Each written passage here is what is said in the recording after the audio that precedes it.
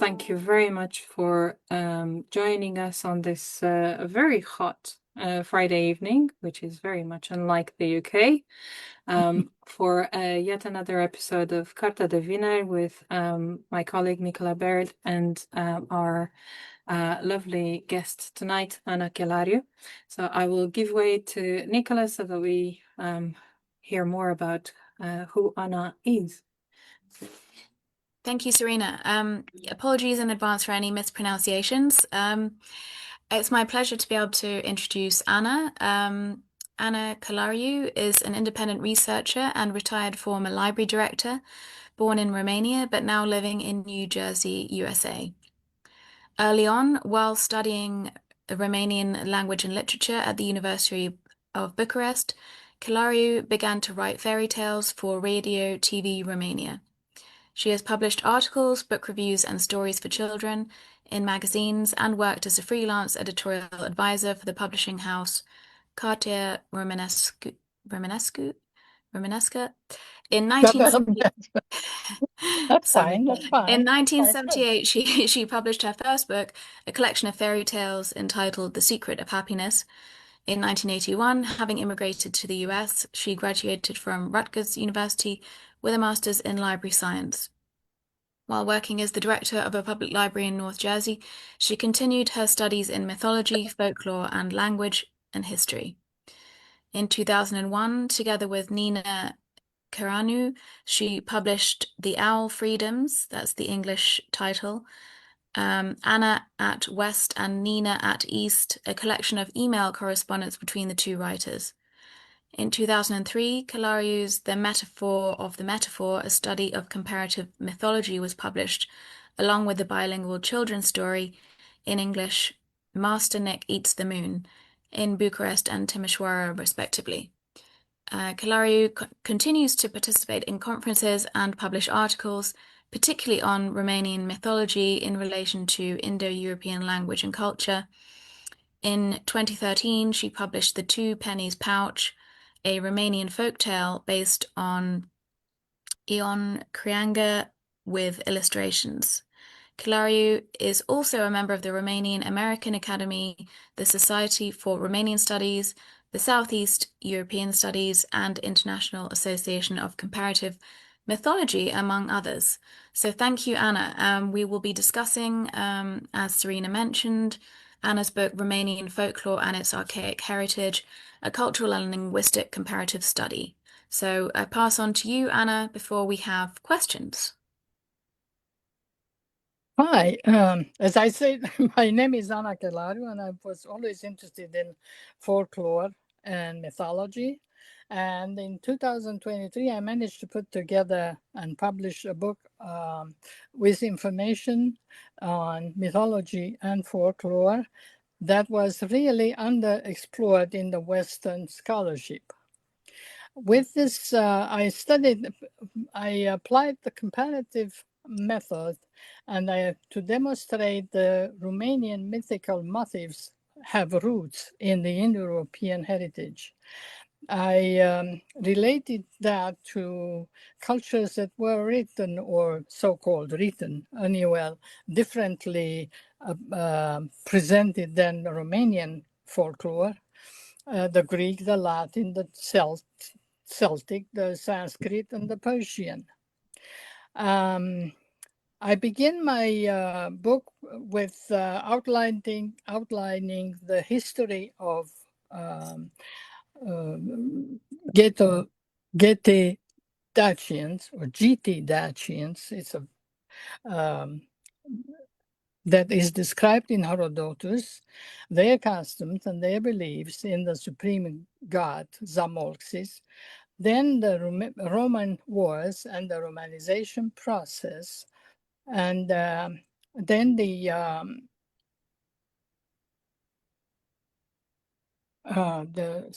I addressed the linguistic documents that show the culture, religion, and genetics, and I used the comparative method to find out traces of Romanian folklore in the Indo-European heritage.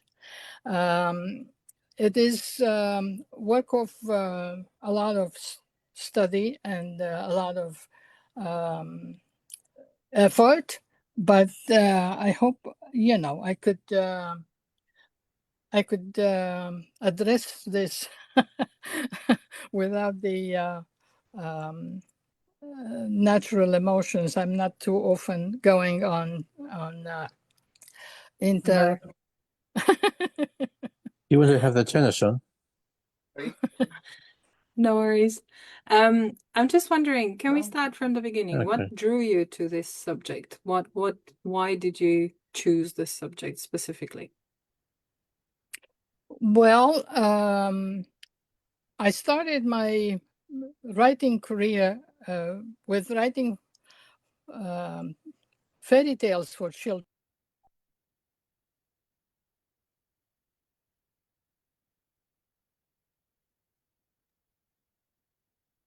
I think you are You've gone on to mute. currently. There's a mute button, a microphone at the bottom of your screen.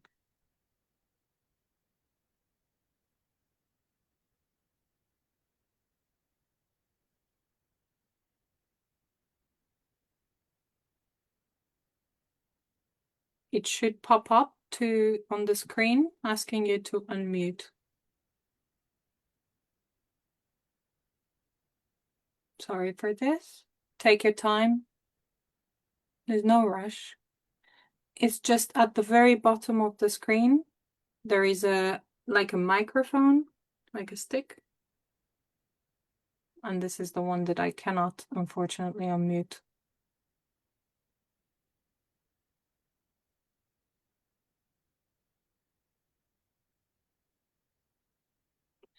Apologies, guys.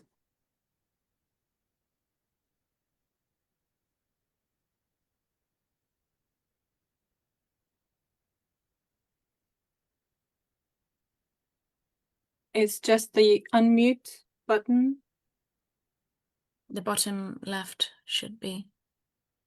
Did you the see it? screen. There we Perfect. go. Yeah. Excellent. Yeah. Why can't Thank I you very see much, everyone. Yeah, sure. I'm here. Thank you. I don't know why mine didn't work, because I was hoping to use less of influence. That's okay. Yeah, stai aici atunci. Okay. So I started with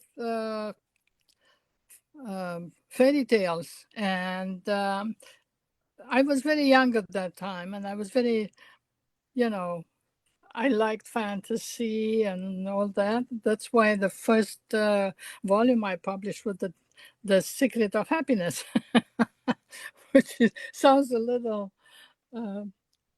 like teenage. But from there, and what is very interesting was the fact that I was interested in folk tales, or in my thesis from graduating from University of Bucharest. My theme was the apprentice and his wizard. The apprentice was running away from the wizard, and in this fairy tale, he turns into different characters in order to avoid the wizard. And all this process is also followed in different mythologies, like Nemesis, for example, who runs away from Zeus and turns into different, this opens for me the door to comparing motifs, and especially metamorphosis, which is a chapter in the book. And this process, it always triggered my interest and the reasoning for that, which brought me to the ritual of initiations, which were actually part of this process, the metamorphosis process, as it is in fairy tales, which is different from myth. from Nemesis myth, for example, was explained into my book as a difference between folktale and myth. In folktale, you have like Vladimir Prop was stating, it's closer to the more archaic time when these stories were presenting ritual of initiations of adolescents into the adult world. Because in the end, if you remember all these fairy tales, they always end up in marriage, which is actually the direction in which the society was trying to project into the adolescent mental what is their way of being part of the society. And this is how I got into comparative mythology, and immigrating into the States brought me to the pool of enormous documentation. That is a part of the fact that I managed to get into different other motifs that are very essential to Romanian culture, like the dragon, killing the dragon, or sun and the moon, which is another one. And even Beauty and the Beast, which is a very popular folk tale in Romania, which is the beast is a pig. And all this projected me into the comparative relationship with other cultures and other folk tales. And so I could actually try to locate the culture of Romanian folklore, which was really unknown.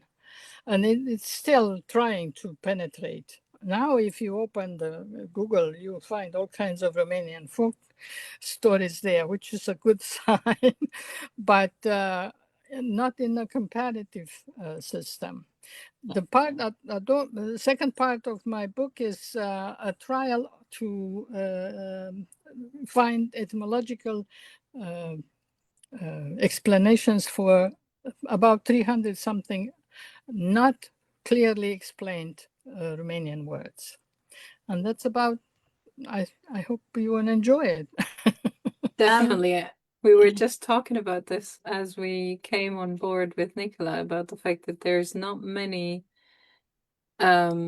works that actually go into etymology. But Nicola, I think you have another question. Well, yeah, just I was wondering what the research process was like, especially that you address so many and often archaic cultures and languages. You mentioned Greek, Latin, Celtic, Sanskrit, and Persian, and also that not much in some cases was written down. So were you relying on oral histories and records? I wondered if you could say a bit more about that. Well, it's a very difficult situation for Romanian culture. And luckily, we're not alone. We are in the same, so to speak, in the same boat with Balkan, with Albania, and Baltic countries. They came also as cultures late in the late Middle Ages. So it is something that is not specific to Romania. They started collecting folklore late 18th to early 19th century. Before that, we have very little documentation. But the fact that we could recognize the same motifs in Baltic or Balkan cultures, or in especially Albanian culture, makes us think that it's actually something that we could rely on. In in fact, researchers of mythology, especially comparative mythology, decided in time to accept folklore as a valid tool to progress their research. Even if we don't have written documents, the comparative method helps you detect similar mythical motifs, and that brings us into the, so to speak, into the 20th or maybe 21st century. Okay. Does that make sense? It does. I don't know if it makes sense for everybody else, or if you wanted any follow-up to that, Nick. No. No? Happy with that? So thank you very much. There is a statement that a general agreement is that for several millennia, beginning from 6000 BCE, the Carpathians, the Balkans, and Greece were the most culturally advanced of European societies. We're going to be very controversial here, but we can say that. The population flourishing for millennia in these regions prior to the arrival of the Indo-European practiced on limited scale agriculture and herding, advanced ceramic techniques, and worshipped the great goddess. I wonder whether you could elaborate on this, and particularly on what is known about the great goddess.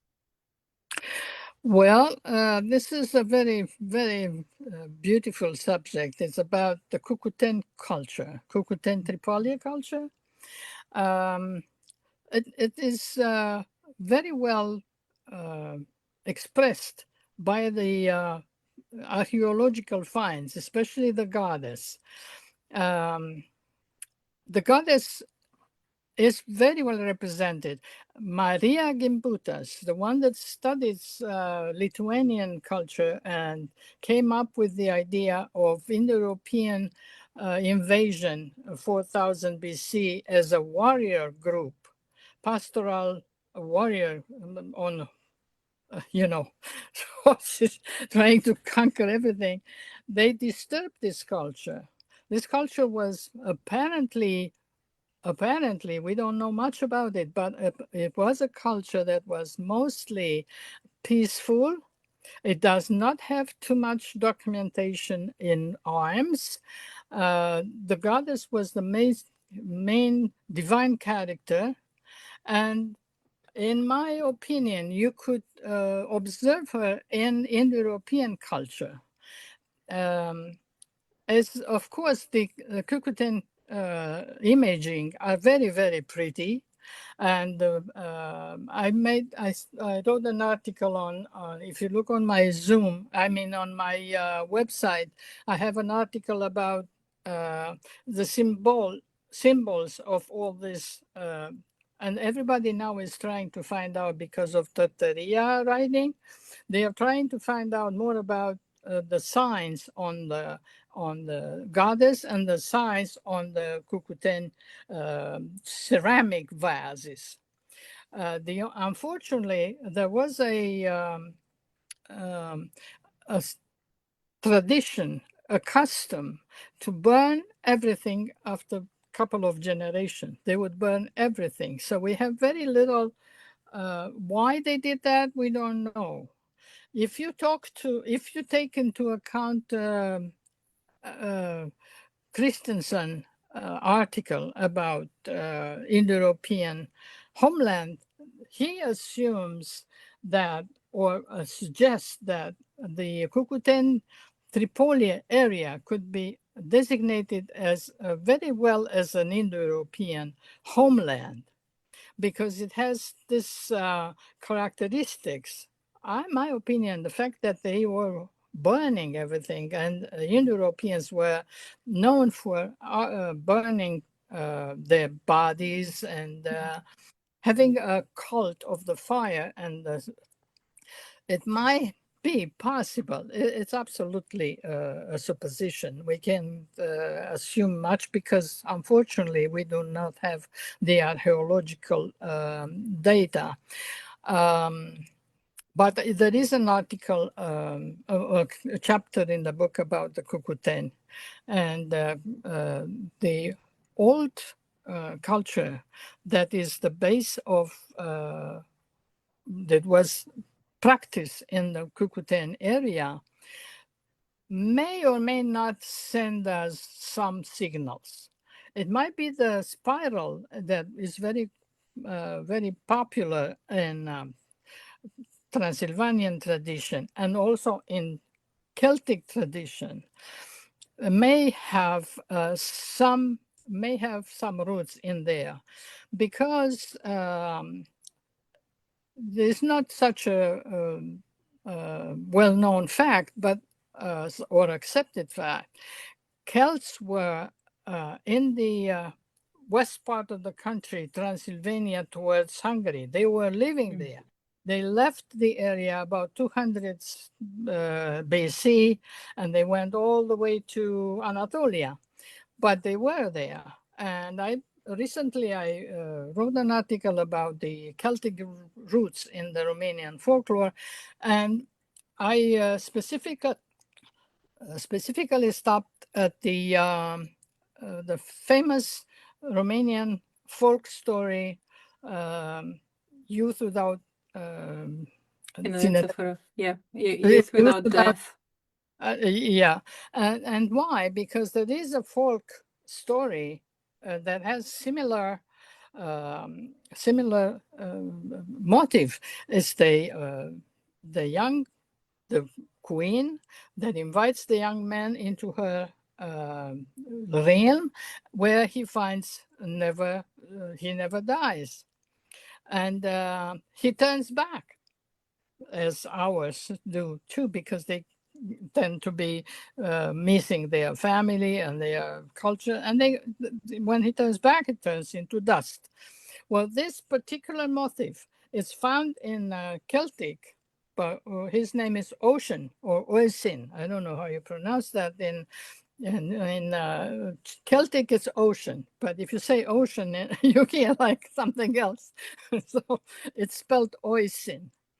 So this particular motif is also a clue that there were some, and there is also a very well Romanian writer. Her name was, her book is called Urme Celtice în cultura românească, the Romanian. So Celtic traces in Romanian culture. Right. And this is also, it's almost like the singular book on the topic in the Romanian culture. I mean, in the Romanian research. I kind of digressed. But that's okay. That's really interesting. And actually, it brought up, you mentioned that story about youth without death, and it reminded us of a project that we did in the past called Map of Stories. And one of the fairy tales that we visited there and we recreated with young Romanian artist is exactly that. So I've put the link in the chat for those that want to find out more about the story in itself and kind of see the information. It also pointed out the fact that the Cucuteni civilization is the reason why our logo, the Romanian logo that you see in the background, is the way it is. It's my obsession with continuous line and the spiral, which is at the base of the Cucuteni civilization. Right. So thank you very much for that. You look at the Maramuresh costume and Maramuresh designs. It's amazing. You have to start seeing this. We as Romanian researchers, I'm kind of old for starting that kind of task, but it's very obvious, and it has to be brought up to the light, so to speak. Very much so. I also wondered if you could say a bit more about how you see the debate regarding the differences between what is considered myth versus what is considered folk story and a fairy tale. Yeah, there's very interesting research on that because, for example, starting with Iliade, he did not consider fairy tales as anything to do with myth. The researchers are separating themselves in here, and the one that consider there is no difference between myth and fairy tale or folk tale, and the one who considers that they are totally different. Now, this is something that has to be addressed and it has to be written, read in the book because it's very complex. But I have the feeling that if you look at the motifs in folk tales and fairy tales especially, you observe, as I said about the transformation flight in Nemesis myth, you observe this motif circulating from one place to another. Now, you would have an argument about the function of myth and the function of fairy tales. As far as I could sense, myth is addressed to adults, and it's addressed to more or less a later period of time when adults had a concept of religion, a concept of understanding divinities and their actions. Fairy tales, because they are older and they are addressing primarily rites of initiation or rites of initiation of young adults, may have may give the impression of secondary, but in actuality they have a very important function, the function of addressing the relationship between youth and divinity and heroes. For example, the hero that kills the dragon, that's a very Indo-European myth. It's specifically and considered the essential myth of Indo-Europeans. Now, if you look at the Romanian fairy tales or Romanian Jovan Ior Govan, the song, this is something that relates the Romanian folklore to the Indo-European directly, because it's there and it's all over. There are people that may say, well, the influences and they circulate and this and that. There's a debate action, a debate idea, because motifs are so structurally embedded in the culture of the people that it's very hard to say, oh, I'm coming from this area, I stay here for a night and I'm going to tell you a story. It's not that simple. It's much more complicated and much more complex. And I think that's something that has to be taken into account. Okay, I'm not sure if I digressed. No, I enjoyed the answer. I was wondering if you could say, sorry, I was wondering if you say that most attempts to define myth refer primarily to the concept of symbol as the vehicle by which mythical images are expressed, leaving metaphor behind. So I wondered whether you could say a bit more about how you see the significance of metaphor in this case. Well, if you look at Georg Lakoff, the one who wrote about metaphors, the role of metaphors in the process of thinking changed tremendously from his work, and people realized that metaphor is not just a form of speech. Metaphor is a form by which we form concepts. The human mind cannot function without metaphor.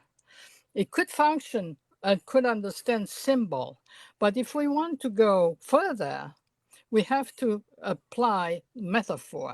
And for example, you have a very simple metaphor. Let's say the road of life. That's a metaphor. People won't think of that, but you can't express a lot. If you look into any book, science book or any book, you will always find metaphors in order to bring the concept into the mind of people. And I feel that metaphor was, I said there that metaphors collapsed from myth into, from one society to another. And I used the concept of collapsing from physics.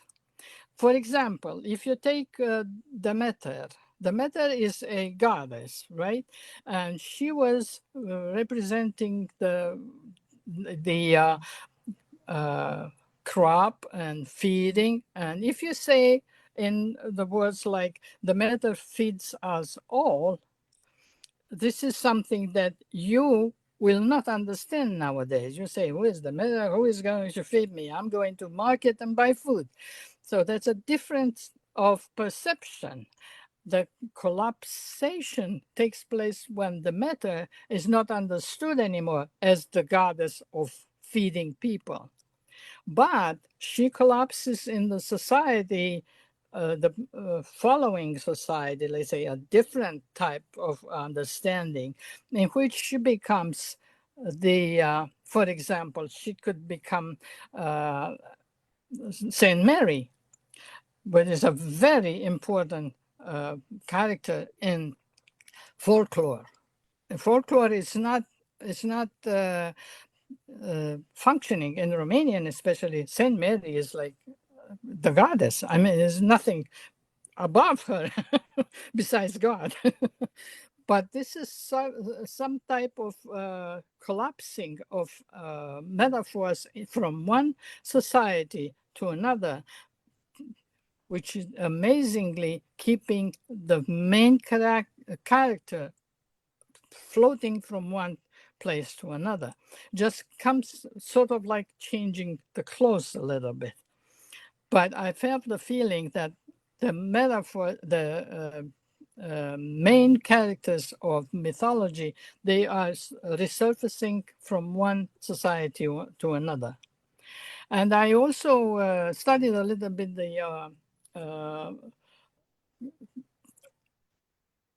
linguistic, quantum linguistics.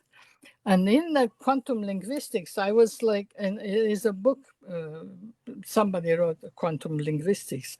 And it's so interesting that it tells us that if I say something, or let's say somebody tells a myth, the person who tells the myth has a concept, a perception, but this perception collapses in the audience, and the audience takes whatever is able to, whatever is capable of taking, whatever the cultural background allows them to take.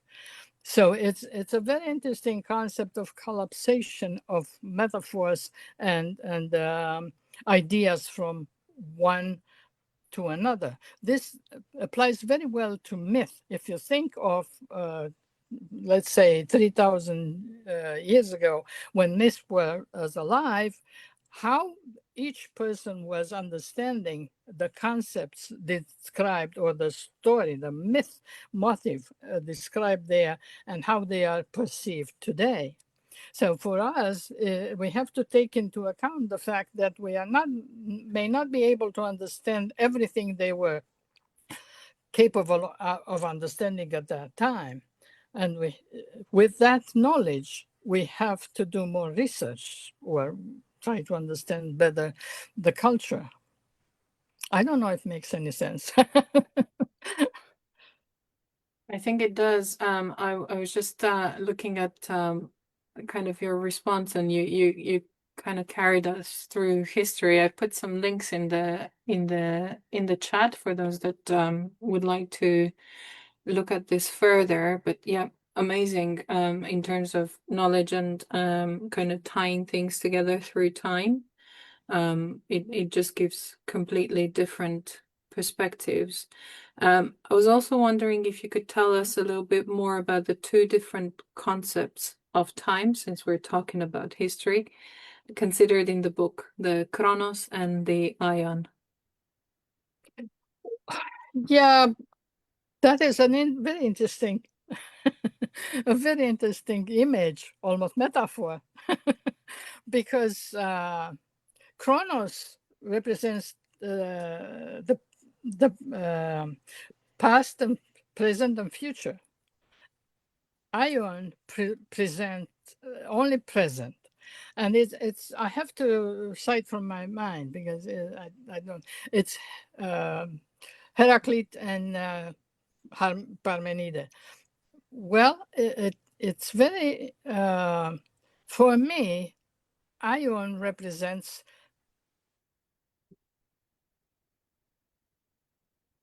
circle. It's almost like time. It's everlasting time.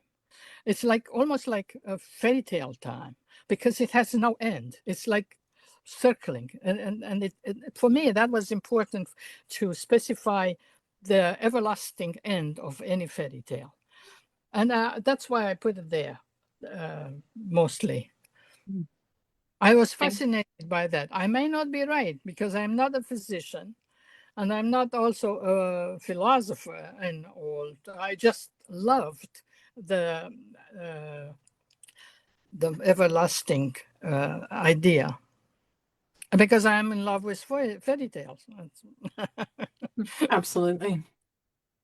I wondered whether you could say a bit more about what you mean by saying that Romanian culture was less exposed to modern influences. This is particularly in relation to 18th century folkloric collections. The Romanian history has a period of time in which was under the big influence of Byzantine culture. And through Byzantine culture, we reached the Orthodox and the Slavic, Old Church Slavic language. We have to remember that everything up to 1600 or so, everything was in Slavic. It was in Romanian with a lot of Slavic influence, with all our churches' terminologies are Slavic. And the written text was Cyrillic letters. And that is part of the slowly developing to 1800s when the language started to use the Latin language, Latin letters, and people started to be interested in folklore and in starting to write and copy, put down all kinds of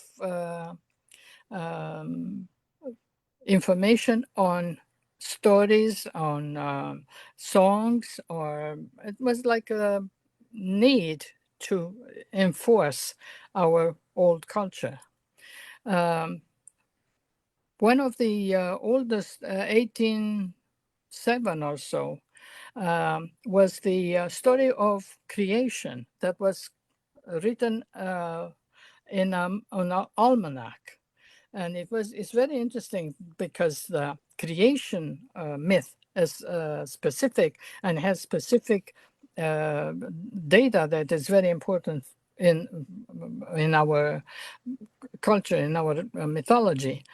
And that is something that was observed by Bruce Lincoln.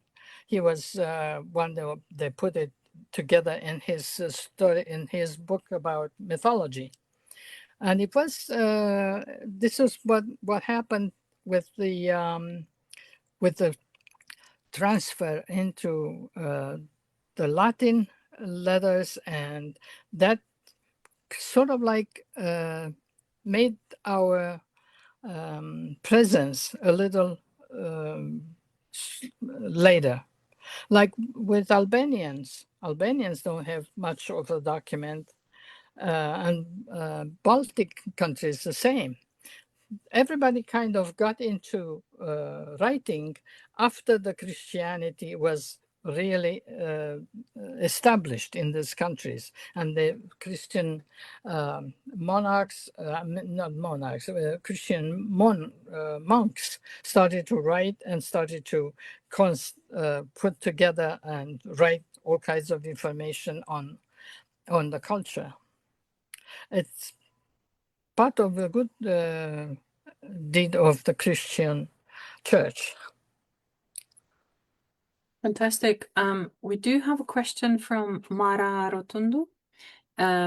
She was wondering if you could tell us more about what you think, or if you think there is a great depth and complexity in Eastern European or Romanian folklore that has been flattened in modernity, and if so, what can we do to prevent the erosion of the richness of folk symbolism in modern life?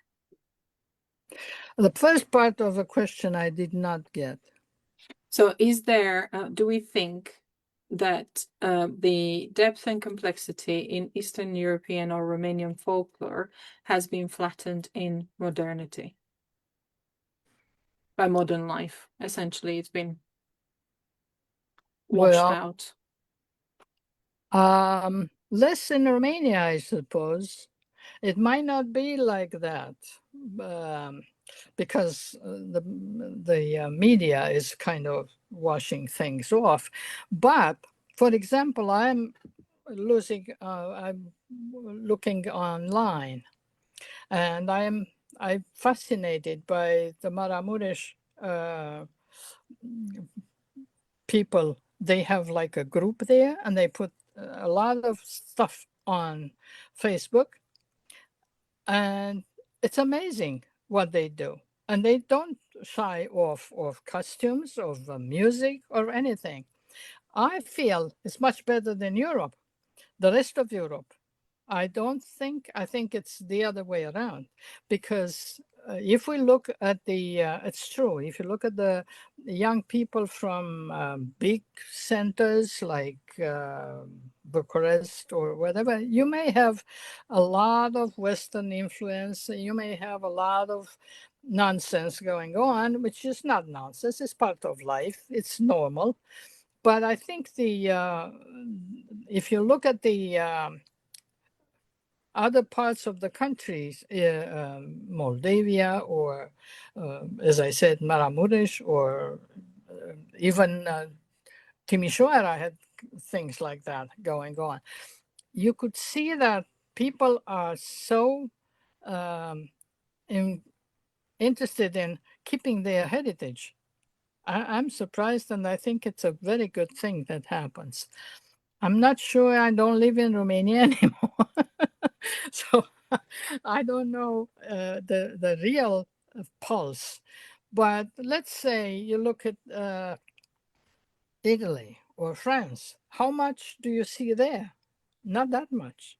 It's part of the evolution of the society. As I said, I have the feeling that the main motifs are going to be found there somehow. I don't know how, but they're going to be found there. Right. Who knows? Thank you very much. And then we have a couple more questions from Roxana Albu. And first one is, among the motives you analyze, which Romanian myth or ritual do you feel most clearly reflects an Indo-European continuity, and why? As I said, it's the dragon, the presence of the dragon, and the hero that has to kill the dragon. It's more I addressed more the Jovan Yorgovan because it's more a hero there, and it has certain, for example, has certain path that he has to go. He goes by the Cherna River. He sits there, which is definitely a ritual step, because he has to cross the water. And crossing the water is always a motif that sends you to a different realm, the fantastic realm or divine realm, whatever.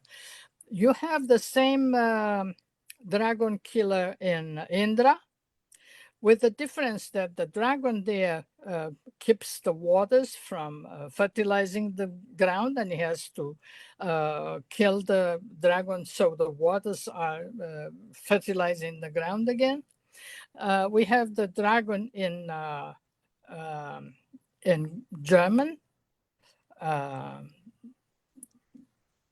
and the German one is very interesting. Why? Because he protects the gold, the gold. Yeah, the gold hoard. Yes, His and treasure. that gold treasure. That tells me that we have a more recent aspect of the dragon, because the dragon doesn't protect. He doesn't protect the waters, but it protects the wealth. Wealth could be also crops. Crops could be wealth, right? So it's not essentially. It did not change the main reason of the dragon to keep and to be killed, to establish the order in the society. And I think this is it is not my idea. It is considered by almost all the Indo-European researchers as the quintessential myth of the Indo-Europeans is the killing of the dragon. Thank you very much. And the second question, which I think is quite an interesting one, was there a discovery in your research that genuinely surprised you?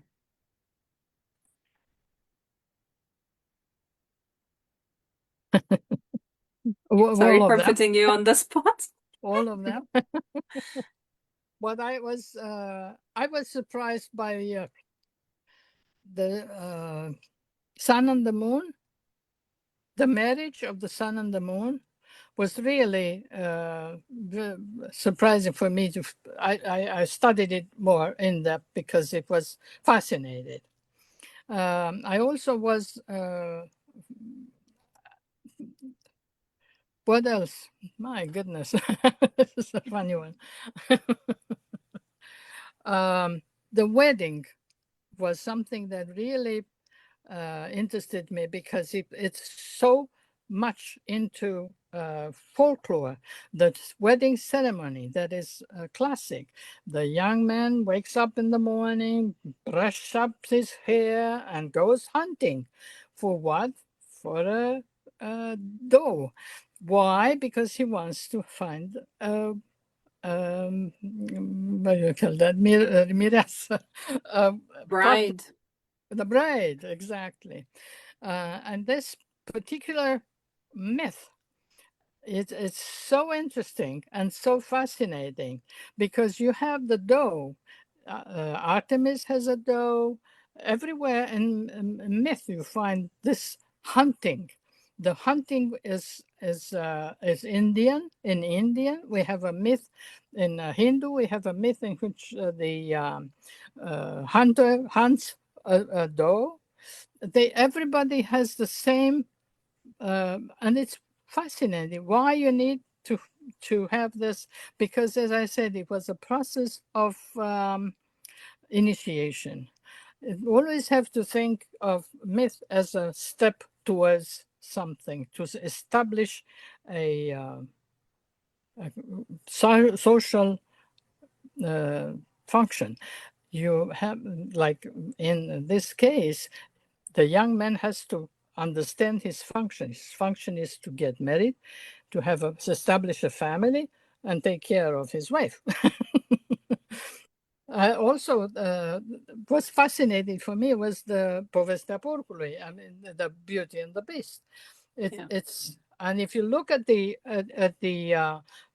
fact that she is following him after she burns his skin, which is an act of ritual disobedience, and she follows him. She finds him in a tomb, in a place that is no windows, there is no door, so he is actually dead. She goes there, and she brings him up from dead into his function as a father, because she's pregnant, remember, as a father and as a husband. And this is so pretty, if you so beautiful, if you take it from this point of view. It has different connotations. Yeah, that's perfect. Connotations.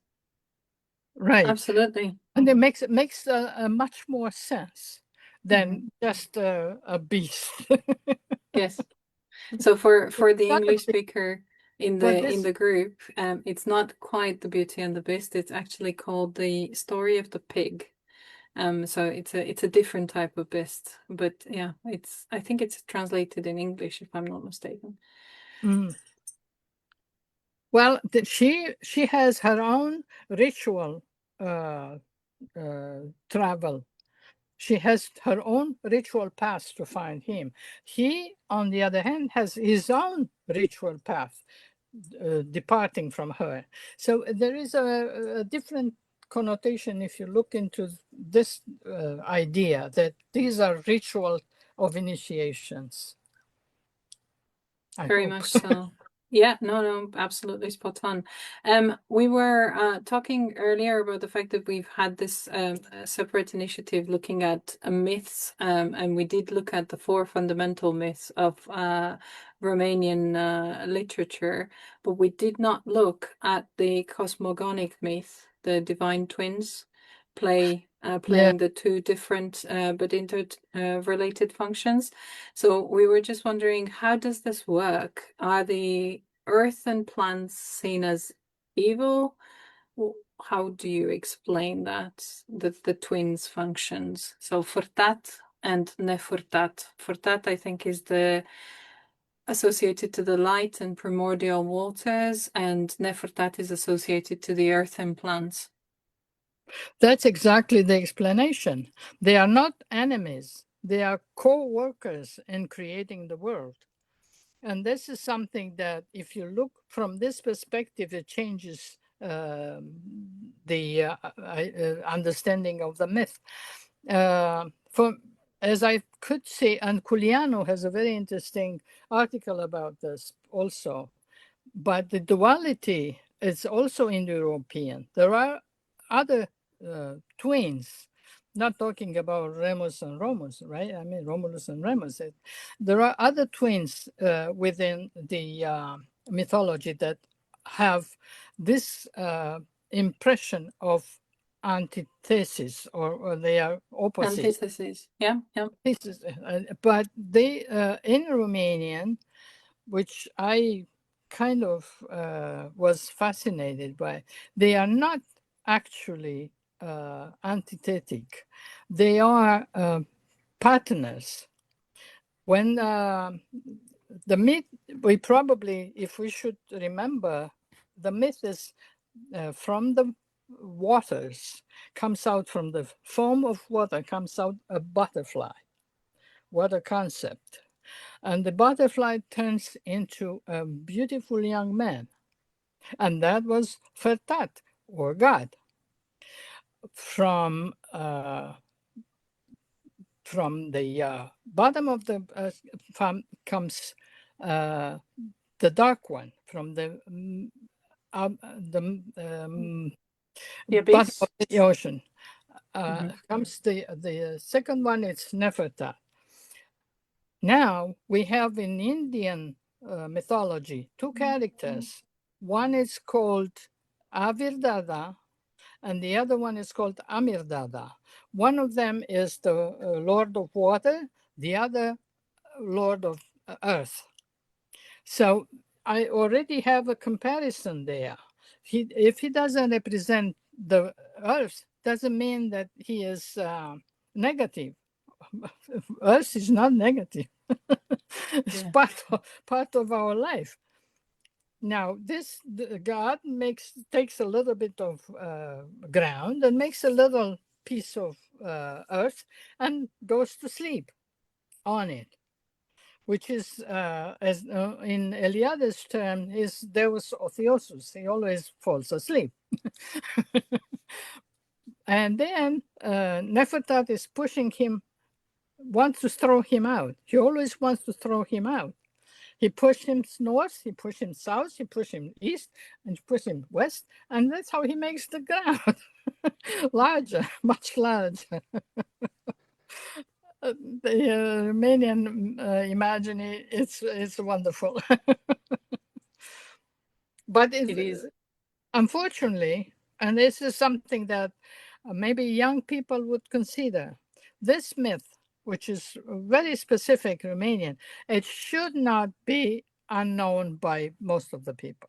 It's not known. It's not, communicated. This is part of our heritage. This is our creation myth. We should be able to use it, have it on plaster everywhere. But who knows? Later on, maybe they'll make a movie. Well, it's probably going to be part of if we restart the map of stories of the next lot of 6 or 12 episodes. I've asked the people in the panel to essentially tell us where they're connecting from. So at the moment, London wins, but I know for a fact that we also have people from right the other side of the world. So thank you, and a big shout out to Mihaela Cristescu, who's connecting tonight, well, this very early morning from Australia. Whoa. It's about 3 o'clock in the morning, so it really takes a Wow. lot of determination to make the podcast. Thank you very much. That is amazing. Yes. So, coming back to your questions, Nicola. Well, I was just wondering if you could say a bit more about the 4 large fish that are said to support the 4 pillars on which the flat Earth was believed to float, and the hedgehog's role in the creation act. Just talking a bit more about this creation myth. I would have to remember. It's a Romanian folklore. Romanian folklore, as the earth sits on pillars, and the pillars are on fish, and there are 4 of them, which is almost normal, like north, south, east. And I think they also have, I would have to look up again because I don't remember the details. I think they are have different names. And this is very interesting. I did not look into this particular aspect too much because as sometimes it may not be related too much into what I was doing. Now let's see if I can find that passage. Well, perhaps in the meantime, you might be able to say which of the Romanian folk tales and songs you most resonate with, or which are your favorites. Besides all of them? Oh yeah, that's a good answer. yeah, I'm interested in all of them.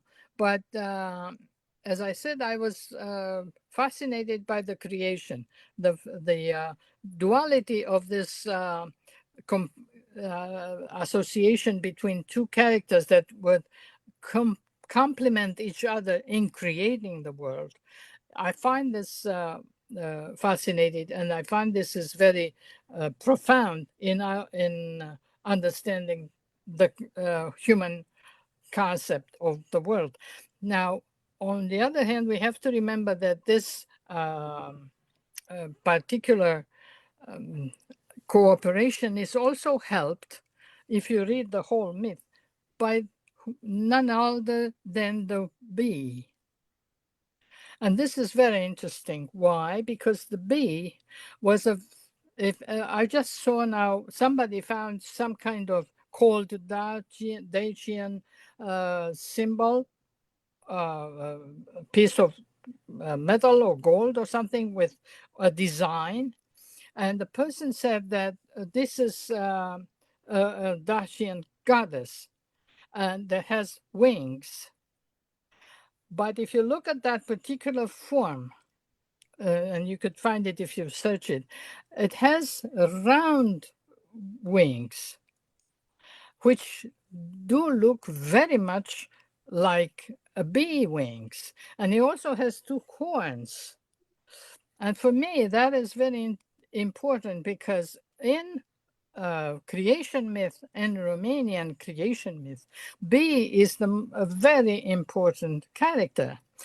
For that, God sends the bee to Hedgehog to ask him how to create, because Nefertat, the other one, said, oh, the words is flat, it's boring. There's nothing here, it's just a flat thing. And we have to do something about that. We have to create mountains. We have to do this. And God had no idea how to create mountains. So he sends the bee to Hedgehog. Why Hedgehog? Maybe because it has spikes. But anyway, the bee hides in a corner, and after the bee asks the hedgehog, how do you think God could make mountains? Oh, why do you ask me? He is God. He knows everything. Why do you ask me? Go away. And she hides. When she hides, the hedgehog said, yeah, he could just put a little bit of tape around the middle of the earth, and that's how he could make stuff like that.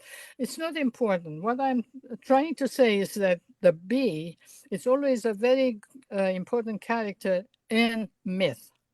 And not only with us. If you look at Mycenaean or Cretan myth, you will find lots of goddesses with wings or bees characters. Bee was a very important character in mythology. The fact that we have in our let's say 18th century consummation creation myth so late, the bee as the helper of God, it makes me think how interesting this aspect is. Because we say, oh, bee, what's bee? But bees are very important in mythology. That's for sure. Thank you.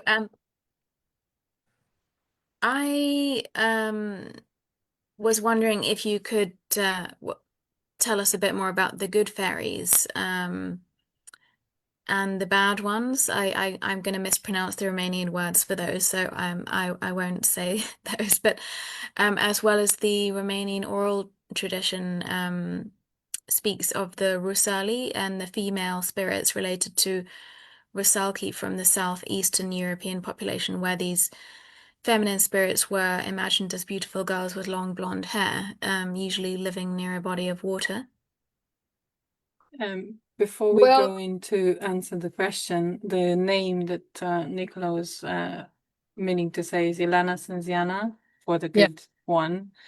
And because we mentioned Rosali, I would like to just take 1 second to mention that at this point in the year, we are also unfortunately commemorating the Black Rusali in Romanian history, the deportation of Romanians into the Bergan region, and all of the essential famine that and unfortunate events that followed under the communists. So I just wanted to recognize that. Sorry, Anna. Please carry on. It's okay. It's okay. Well, the Cimziana or Cimziana, Ilana Cimziana, is the main character, the fairy in Romanian folklore, and she is positive. She is considered Sancta Diana, as an etymology. But I did dig up a little bit in the European roots, and I found the root sim, which means one, which means together. And for me, it has more sense to consider her the one that is representing all the other fairies and unites them. And more than Santa Diana, that has nothing to do with, she is a goddess. It might be a contamination there linguistically, but I believe that, in my opinion, Cimziana has more roots within the folklore, the Romanian folklore, than the Roman ones. I also found that Iliana is a form, if you look at the James Mallory Dictionary of Indo-European Culture, Iliana was is a word that could suggest that a connection with our fairy tale. We name her fairy tale, but she's actually a goddess. It's a fairy tale with a lot of power. She is extremely powerful, and she has all of the Cimziana around her. There are all kinds of rituals that are connected to Cimziana. In the Cimziana day or night, they are the one who collect plants at night for healing. They are the one that if you dare to get next to them, you get mutilated or something bad could happen to you. And that's the negative part. I don't see a negative character. I see a character that needs to be respected, that has power over humans, and has to be addressed with respect. And that's different than because it reflects the divinity in itself. Humans are taught by these stories to be careful with the divinity. Try not to be too to get too close to the divinity. And Yele, which in my opinion is a denomination of they in Romanian Yele, because in the Romanian tradition you cannot pronounce. You have to stay, like, for example, you can't take the word of God in vain. You cannot say devil. You have to say naiba, which, by the way, is a Persian word. A very interesting fact that they avoid to say the goddess's name, or fairy tales, if you want,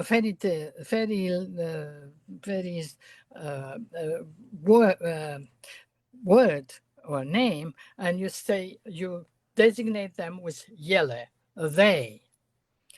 That's how I understand this this name, yele. And then I think there's another group that are called Dragaica. Dragaica. Mhm. Very interesting, the Dragaicele. It's a very interesting. I looked into Dragaica a little bit. First of all, you have to accept the fact that in Romanian folklore there are, like Rusali and Dragaica, they are Slavic. They are influence of the Slavic population. They invaded Romania in 600 AD. So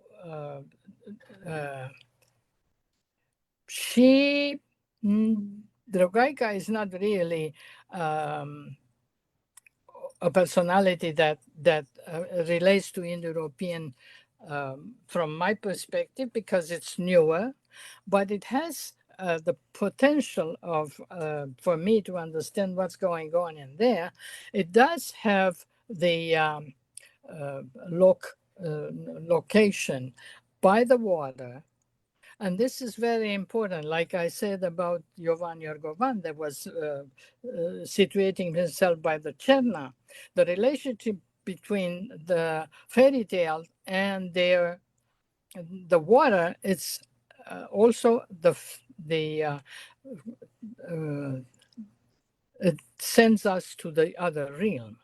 It sends us to the world of the divinity. And that's why they are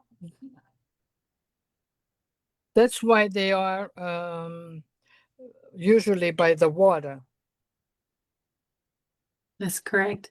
Am I right in thinking that there's a lot in there about boundaries? And funnily enough, as soon as I'm going to say something that may be controversial, but as soon as a woman maintains her boundaries, she's considered as evil, which is why the Yele, who are, as you say, need to be respected, not feared.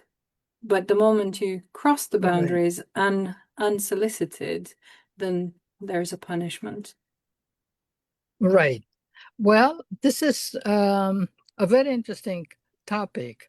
Now, we have to admit that in our culture, we are under the influence of patriarchalism, right? And women have all kinds of relationship in this field, which is ours.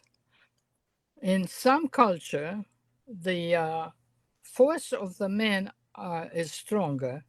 In other cultures, the force of the man is less strong.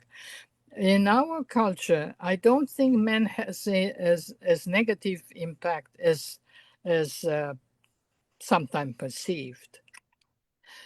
I have the feeling that anybody, any human, and this is part of the culture and the part of the fairy tales and the part of myth that we can find. Every single entity, whether it's fairy tale, whether feminine or masculine, had to know their boundaries. And if they are crossing the boundaries, then a character like Yele may showed up. It's not because we are bad or we are not bad. It's just that we have to understand our boundaries. And the divinity comes in and tells us, wait a minute, you are doing something that is not correct. That's correct. Yeah. But I mean, you have to be, you don't have to be negative about things. I mean, especially in mythology and folklore, you have to try to understand above the negativity of it. At least that's my way of doing it. And I think that's a respectable way of doing it, absolutely. But since we talk about patriarchy, let's discuss the trickster. Pacala. Oh yeah, Pacala. In the Romanian tradition, as well as the variations you discuss in relation to the fact that you say that these variations testify to the incredible vitality of this character. What can you tell us about Pacala? Well, first of all, Pacala is, in spite of whatever was said before, is a very Indo-European character. We had Puck in Ireland. We have Puka in Scandinavia. This is Mercury or Hermes. Yes. And I take the fairy tale, you could call it a fairy tale, the story of Pacala. I analyze it. Pacala, the first thing that he does, he takes his cow and sell it to a tree. Now you would say he is totally nuts. No, it's not, because he makes an act of sacrifice. He sacrifices his cow to the tree. Who is the tree? The world tree. You could interpret this very nicely. Now, what is interesting for me is the relationship with the priest. and the society. He is the one who keeps the balance in the society. And any trickster would do that. Trickster does put boundaries, talking about boundaries. And he puts the boundaries in the, when you go over, like a priest is behaving negatively with him, he doesn't give him food, he doesn't behave with, he's not nice to him because he is hired as a shepherd and treats him badly. So what he does, he punishes him. Well, the like more or less like Hermes. There is a kind of all kinds of relationship in the chapter about Pacala and Hermes. Hermes does something to Apollo with the cows, right? He has all kinds of so there is some kind of, you find relationship there. Hermes was hired as a shepherd. Pacala is a shepherd, in Romanian at least, or others, in Irish culture. Puck comes from the wedding and he starts singing and makes everybody dance like crazy, and they can't stop. Exactly like the priest in Romanian. Yeah. He Yeah. dances and dances until he's exhausted. So these are the kind of connections that I try to emphasize in order to look at the relationship between our culture and the other culture. They are not borrowed. There is no such thing as loan or borrowing, because you have, the main idea is that we have a cultural heritage that was ours, let's say 6,000 years ago, counting the 2000 now. So 4,000 plus 2 makes it almost 6. So this is what I am trying to explain through these motifs. We are not isolated. We've never been isolated. We are part of a big group, and we are having this wonderful relationship with other cultures around us. There's more that unites us than that which divides us, I think is Right. what you're trying to say. Yeah, absolutely, and beautifully put as well. Thank you. Pacala is a very interesting character in Romanian because he always punishes the wrongdoer.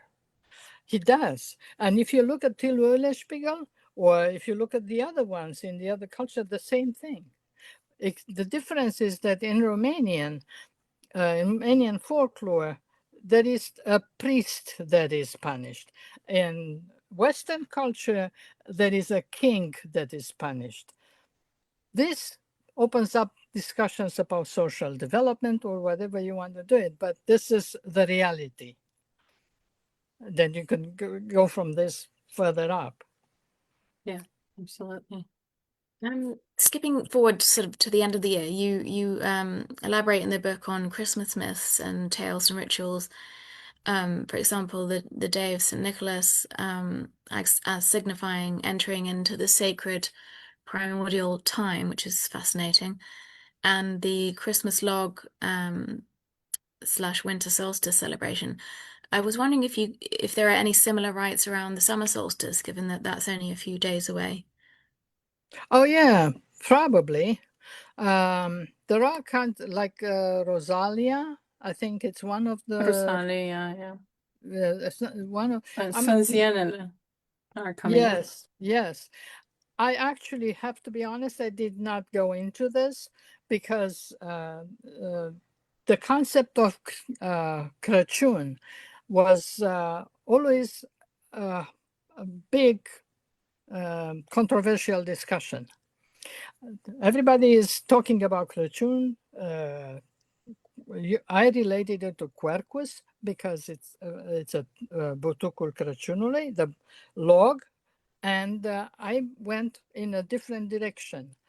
Now, what is very important is to remember when it's happening. It's happening in the solstice, when the sun is weaker. So we have to give him more power. How we give him more power? We bring up the Yule log or the Crăciun, butucul Crăciun in house, and we burn it until after the New Year's Eve, and that is what I talking about Christmas, but I'm not sure about the summer solstice. And there is one thing that I think I have a vague knowledge of this about the Saint John. Yeah, I Well, was gonna say that it's a very common celebration across all Central and Eastern European countries. St. John seems to be actually the most common celebration across. right. I have the tendency to look into Indo-European, Proto-Indo-European language for anything that I could find out there, and trying to find the Romanian reflex, because I believe that there are a lot of words, and in my dictionary I organize them by subject, because I think that if we find more Romanian unexplained concepts that pertain to folklore, mythology, and divinities, we could more understand the history and the development of our country, especially if we find this within the Proto-Indo-European language. Of course, it's something that is not totally agreed in among the Romanian linguists, because other reasons that I do not want to get into. I All don't know if I right. have a question, but you're right. I should touch this summer solstice. I don't think I did it. No. So maybe the subject of a new book sometimes soon. Thank you. I appreciate that. That's all right. We're kind of going to wrap up soon. I'm just conscious of time. We always ask our guests one very simple question. If you were to recommend a book to our audience, a book about Romania or written by a Romanian author, what would that be?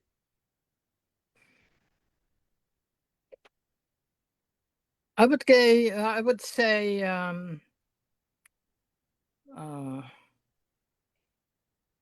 from what's the title now? Just give me a second. Zamoltis. Wait. I love the fact that you are absolutely surrounded by books. This is my dream house. It's a small room. It looks crowded.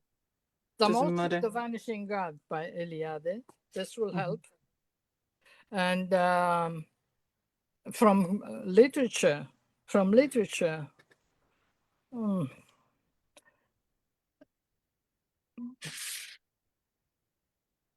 I don't know. I really don't know at the top of my head. That's all right. Zamoxis, The Vanishing God it is by Mircea Eliade. We had Eliade a few months ago, I think at the end of last year. Am I right, Nicola, with Teresa Stelnikova, I want Yeah, to it was say? December, yeah, last year. The myth and the profane, right? So that was Um, go on. oh, sorry. No, I just had one more question before Go on. Serena moves on to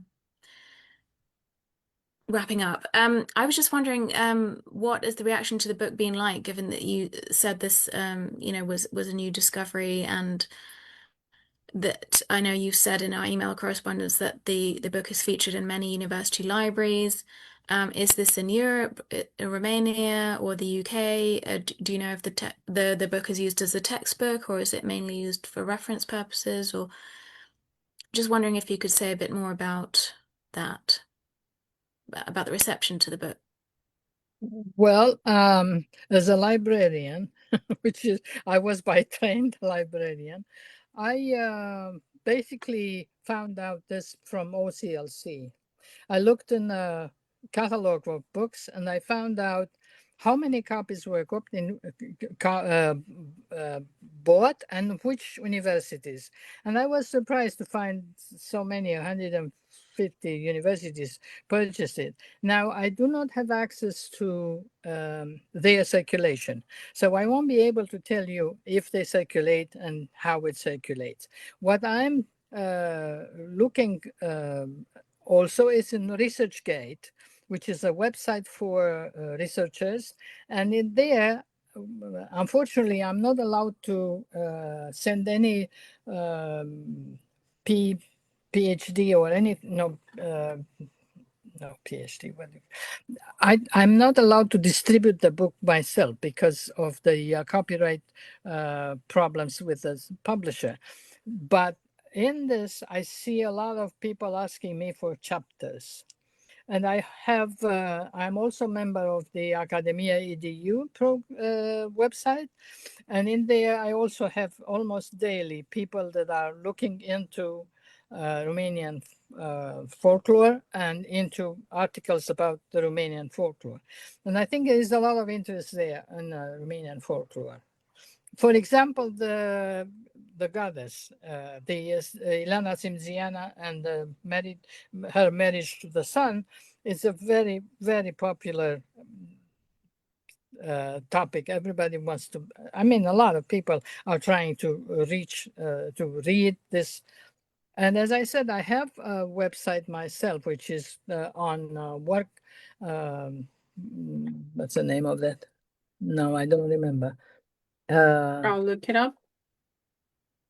Excuse me? I will look it up for you. Zamolxis, the Molxis is my the first part of work. Oh, yeah, it's a WordPress. WordPress. That's the word I was looking for. The WordPress okay. has all kinds of articles of mine, and people are going in there and visiting it. And I also have people are looking into my first book, which is the Romanian version of this particular one, much less in-depth analysis, metaphor of the metaphor, which is Metaphora Metaphore, which was published in 2003. And there are a lot of people, especially from Moldavia, the Republic of Moldavia, that are interested in the Romanian version of this. It's different. It doesn't have etymological dictionary, but it's basically has the same concepts, the same ideas. But are we right in thinking that this particular one, the Romanian folklore, has not yet been translated into Romanian? No, no. Has it been translated in any other language, Anna? No. Okay, all right. Thank you very much. We'll try and see if that can change. You're the second person that I'm talking to that hasn't had their work translated in Romanian, and I think that is definitely a loss for Romanians because, like I said, there's not many works that go into deep etymological discussion, and that, for me, leaves us all poor as Romanians in understanding ourselves and understanding where we come from and our culture and everything about who we are. And also being recognized. And also which being is very recognized. important. Which is very important. Very true. Thank you again for yeah. all your time and all your information. Thank you to all for the questions that you've raised. The next event is going to be on the 10th of July with Dr. Christina Bejan, and we're going to move into deep history, talking about intellectuals and fascism in interwar Romania. Very But until then, Let's enjoy the fairy tale and enjoy the Cimziana when they come soon next week. Thank you again, and have a Thank lovely you. weekend. Thank you. Thank you, Anna. Thank you.